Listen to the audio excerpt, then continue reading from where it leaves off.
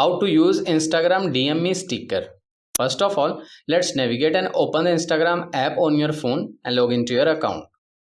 Once you are in, from the bottom right side, tap on the profile icon. Once the profile page is open, tap on the profile photo which will allow you to take the picture. So take a blank picture and from the top right side, tap on the three dots to open the menu and then select draw option. Here, select a color from the bottom of the screen and tap anywhere on the screen to place a dot.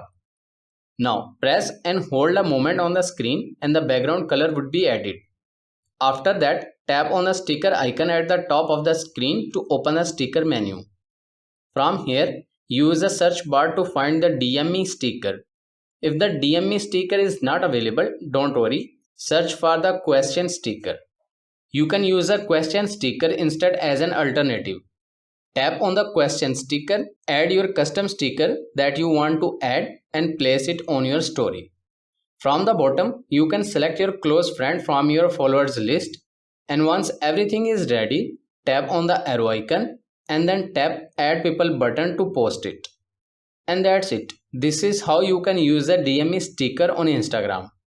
I hope this video is helpful for you. For more information, please subscribe our YouTube channel and thank you for watching.